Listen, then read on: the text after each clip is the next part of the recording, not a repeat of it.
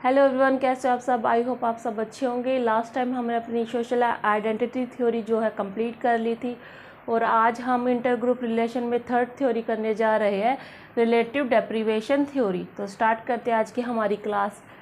Relative deprivation theory में क्या होता है, people who feel that they are being deprived of a something. यहाँ क्या होता है, जो लोग होते हैं, पीपल है, वो फील महसूस करते हैं कि उन्हें किसी चीज़ से वंचित किया गया। डिप्राइव्ड का मतलब होता है वंचित कर देना, कि वंचित कर देना मतलब कि आपके पास कोई चीज़ नहीं है, आप उस चीज़ से डिप्राइव हो और साथ में आपके जो लोग हैं, आपके जैसे जो लोग हैं, उनके पास वो चीज़ है लेकिन आपके पास वो चीज़ नहीं है, तो वो डिप्राइव हो जाता है। ठीक है। Consider essential in their society, जो कि ये बताती है सोसाइटी के अंदर एसेंशियल है। विल ऑर्गेनाइज और join social movement dedicate to obtaining the things of which they feel deprived.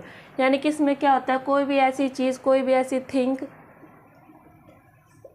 जिससे आपको डिप्राइव रखा गया है, वंचित रखा गया है, आपके जैसे लोगों के पास, आपके जैसे और जो लोग हैं उन लोगों के पास वो चीज़ होती है, लेकिन आप ऐसा फील करते हो कि आपको उस चीज़ से जो है वंचित रखा जाता है। तो यहाँ पर जो डिप्राइवेशन है, फीलिंग आनी जो है हमारे अंदर स्टार्ट हो जाती है। ठीक है। ये होते हैं रिलेटिव डिप्रीवेशन थ्योरी।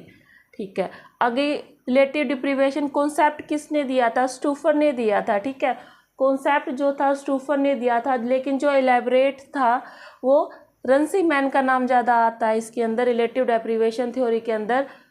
वैसे तो रॉबर्ट मार्टिन और गुरुर 1970 में दिया था, लेकिन रंसीमैन का नाम अगर आप देखो तो, अगर इस थ्योरी को देखा जाए तो रिलेटिव डेप्रीवेशन रंसीमैन ने ही ज़्यादा इसको फेमस किया था, इलेबरेट किया था। ठीक है।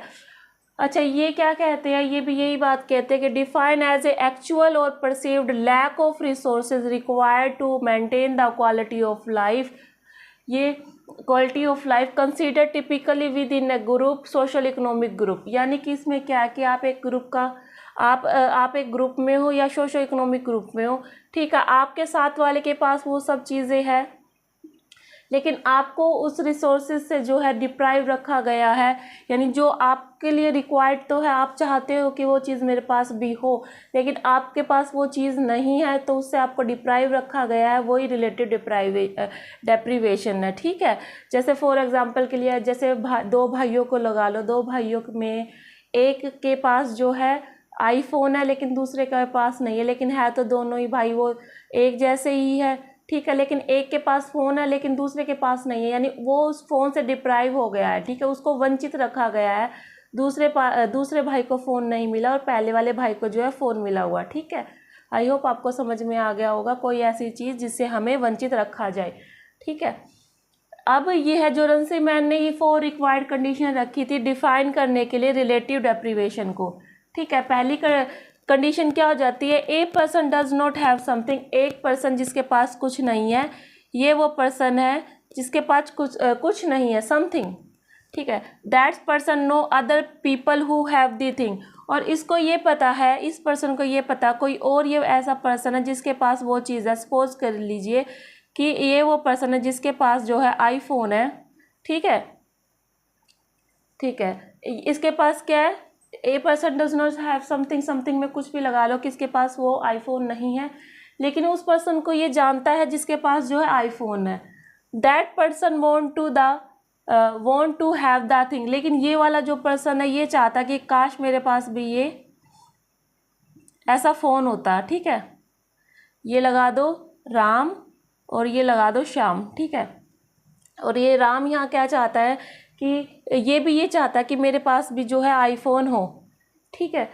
लेकिन फोर्थ में क्या आ जाता है, that person believes they have a reasonable chance to getting the thing. अब ये पर्सन क्या है, ये इसको ये पता है कि मेरे पास रीजनेबल चांस है कि मैं उस चीज़ को जो है आईफोन को ले सकता हूँ।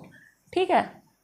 ये जो राम है इसको ये पता है कि मैं आईफोन को ले सकता हूँ अपनी मेहनत करके, मेरे पास वो चांस है कि मैं आईफोन को जो है परचेज कर सकता हूँ। ठीक है। ये 4 कंडीशन होगी।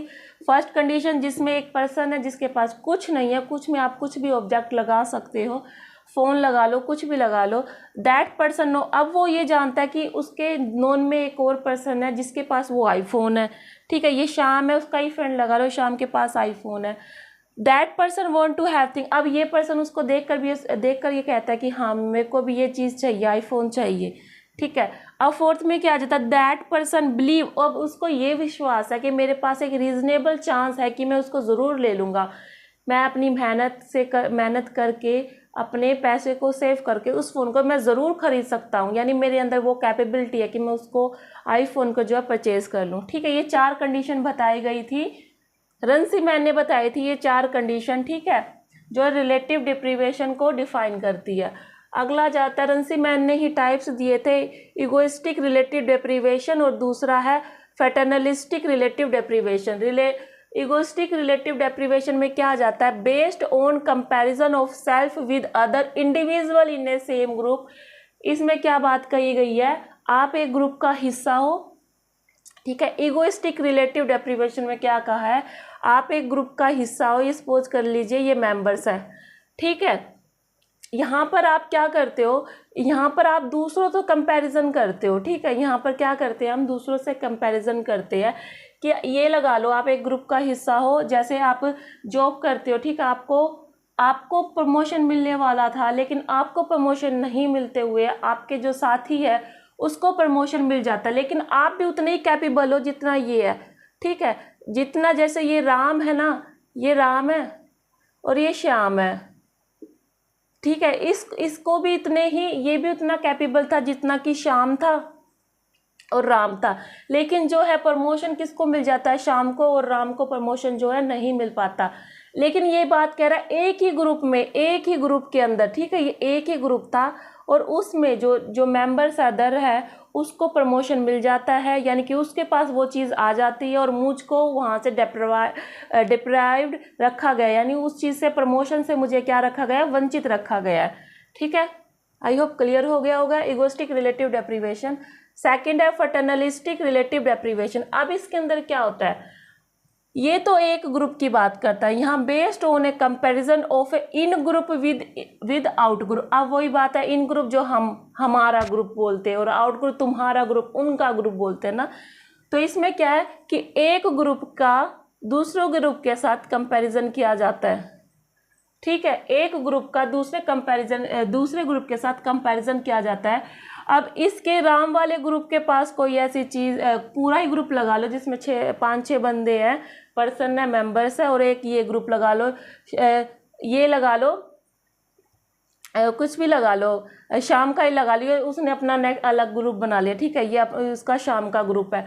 अब ये जो राम वाला ग्रुप है पूरे ग्रुप मेंबर को उस चीज़ से डिप्राइव कर रखा, लेकिन इस शाम वाले ग्रुप को पूरी जो चीज़ है वो मिल जाती है। सपोज के लिए कोई कंपटीशन हुआ, डांस का कंपटीशन हुआ, ठीक है, दोनों ने सेम परफॉर्मेंस दी, ठीक है, दोनों ग्रुप्स वालों ने सेम परफॉर्मेंस दी डांस की, लेकिन जो है शाम को विनर घोषित कर दिया जाता है कि शाम वाली जो टीम है वो विनर है, लेकिन जो राम वाली टीम है वो विनर नहीं है। लेकिन जब देखा जाता है स्कोर दोनों को इक्वल ही मिला हुआ है, ग्रेस मार्क्स दोनों को इक्वल ही मिले, लेकिन राम वाले ग्रुप मेंबर्स को क्या डिप्राइव्ड रख दिया जाता है प्राइस को लेकर, ठीक है।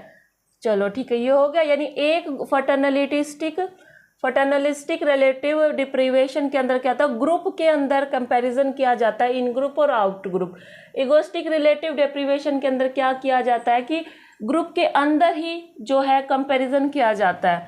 अब दूसरा आ जाता है हमारा एब्सोल्यूट एंड रिलेटिव डेप्रीवेशन। अब इसमें क्या होता है सॉरी, एब्सोल्यूट रिलेटिव डेप्रीवेशन में होता है कि condition in which household income fell below a level needed to maintain basic necessary of life such as a food and shelter, यानी कि ऐसी कंडीशन जहाँ पर वो पर्सन है, जो व्यक्ति है, अपनी जो बेसिक नेसेसरी है जैसे खाना पीना और शेल्टर मतलब घर नहीं है खुद का, तो वहाँ पर क्या हो जाता है, उसको एब्सोल्यूट डेप्रीवेशन कहते हैं, यानी कि उसको बेसिक नेसेसरी भी नहीं मिल, जो उसकी चीज़ें हैं, बेसिक ज़रूरतें हैं, वो फुलफिल ना हो पाए, उसे एब्सोल्यूट रिलेटिव डेप्रीवेशन कहते हैं। यानी कि उसके पास खाने के लिए कुछ भी नहीं है और रहने के लिए छत भी नहीं है, उस चीज़ से डिप्राइव्ड होता है, तो उसे एब्सोल्यूट रिलेटिव डेप्रीवेशन कहते हैं। ठीक है, अब सेकंड आ जाता है हमारा रिलेटिव डेप्रीवेशन। अब relative deprivation level of property level of poverty at which household income drop to a certain percentage below the countries medium income. अब यहाँ पर क्या होता है कि उसको बेसिक नेसेसरी जो होती है, उसकी ज़रूरतें है, आवश्यक ज़रूरतें वो फुलफिल नहीं हो पा रही है। लेकिन इसमें ये क्या है कि यहाँ पे जो उसकी जो बेस इनकम होती है ना, इनकम सपोज कर लीजिए 15,000 उसकी जो है इनकम है, ठीक है, उसमें ना ये खाना पीना तो कर रहा है अपना, 15,000 लगा लो, कुछ आजकल तो एवरेज ही है ये 15 की है, 10 लगा लो, चलो ठीक है 10,000 है, लेकिन ये क्या कर रहा है, ये उसमें अपना खाना पीना ही कर पा रहा है, जो घर की जो ज़रूरतें हैं ना छोटी मोटी उसको तो कंप्लीट कर रहा है, लेकिन जो उससे अपर लेवल की जो लग्जरी लाइफ है वो उसको जी नहीं पा रहा। उस लग्जरी लाइफ से जो क्या है वो डिप्राइव हो गया। यहाँ मिडिल क्लास फैमिलीज आ जाती है हमारी। ठीक है, यहाँ पर क्या हो गया कि बेसिक जो हमारी मीडियम इनकम लगा लो, मीडियम इनकम क्या है 10,000 मान लो, 10,000 तो कमा रहा है, लेकिन वो लग्जरी लाइफ जो है वो चाहता है जैसे जीना, उसको वो जी नहीं पाता, उस चीज़ से वो वंचित है। ठीक है, ये हो जाता हमारा रिलेटिव डेप्रीवेशन। एब्सोल्यूट में तो उसका जो उसके ना बेसिक इनकम भी नहीं, जो इनकम जो होता है ना मीडियम इनकम, यानी वो 10,000 तक नहीं कमा रहा है, वो मात्र बस 1,000 लगा लो, 1,000 पर मंथ कमा रहा है, तो उसको खाने पीने 1,000 में ऑब्वियसली बात है इतना नहीं हो पाता, पूरे महीने का खर्चा नहीं उठा पाते। तो यानी उसकी जो बेसिक लाइफ की जो ज़रूरतें हैं, नेसेसरी चीज़ें हैं, वो उनको फुलफिल नहीं कर पाता है, तो वो एब्सोल्यूट हो जाता है। और रिलेटिव मतलब लग्जरी लाइफ को जी नहीं पाता है, मतलब खाना पीना तो सही कर रहा है, रहने के लिए छत भी है, लेकिन जो उसको लग्जरी लाइफ चाहिए होती है, लाइफस्टाइल चाहिए होती है, वो उसके पास नहीं होती, वो उससे वंचित होता है। आई होप आपको ये वाली थ्योरी जो है समझ में आई होगी, और आप लोगों को न्यूज़ मिल ही चुकी होगी कि जो आपका जो यूजीसी नेट है वो अब फॉर्म फिल होने उसके स्टार्ट हो चुके हैं। All the best for all student, आप अपनी अच्छे से तैयारी कीजिएगा। देखिए अभी बस 1 महीना ही लगा लो, हमारे पास सिर्फ 1 महीना ही है, आप लोगों के पास 1 महीना है, आप अच्छे से प्रिपेयर कर लीजिएगा। ठीक है, अच्छे से PYQ लगाएगा, काफ़ी इंपॉर्टेंट है। आप PYQ साथ में पेपर फर्स्ट को ज़रूर करिएगा, उसको स्किप मत करिएगा। कुछ बच्चे ऐसे होते हैं कि ये सोचते हैं कि सेकंड पेपर हमारा जो है JRF करा देता है। मान के चलिए कि आपको ना नेट ज़रूर मिल जाएगा, खाली सेकंड पेपर पर आप ज़्यादा फोकस करते हो और पेपर फर्स्ट पर कम करते हो, तो आपको नेट तो ज़रूर मिल जाएगा, लेकिन JRF जो है वो नहीं मिल पाएगा। JRF के लिए आपको पेपर फर्स्ट को भी साथ में लेकर चलना है। ज़्यादा से ज़्यादा रिवीजन लगाओ। अभी जितना आपका सिलेबस हो चुका है, अभी तक आपने जितना सिलेबस करा इनफ है, वो आपको अब उसको ज़्यादा बार बार रिवीजन करे, PYQ लगाए। ठीक है, कोई नया कॉन्सेप्ट अभी मत पढ़ना। ठीक है, अभी जो है टाइम काफ़ी कम रह चुका है, 1 महीना है। आप ऐसे कर सकते हो, डेली के आप 2 या 3 PYQ लगाओ टाइमर के साथ, टाइम के साथ नोट करते रहो कि एक पेपर को मैं कितने टाइम में सॉल्व करता हूँ। ठीक है, और साथ में रिवीजन करते रहे, रिवीजन ज़्यादा ज़रूरी है। रिवीजन 1 यूनिट लगा लो। जिन लोगों को पहले जो है रिवीजन कर चुके हैं, जिन्होंने अपने आप प्रॉपर स्टडी कर चुके हैं, वो ही अब जून वाला जो है करेक्ट कर सकते हैं। लेकिन जो अभी न्यू है वो नहीं कर सकते। बस वो मेरा ये कहना है कि आप जाके ज़रूर देखिए एक बार पेपर को कि कैसा आता है, आपको फॉर्म पता चल जाएगा किस फॉर्म के अकॉर्डिंग जो है पेपर आता है। ठीक है, तो ऑल द बेस्ट आप सभी के लिए, आप सबको जून के लिए। ठीक है, अच्छे से पढ़ाई करना। आज के लिए सिर्फ इतना ही, मिलते हैं आपको नेक्स्ट क्लास में।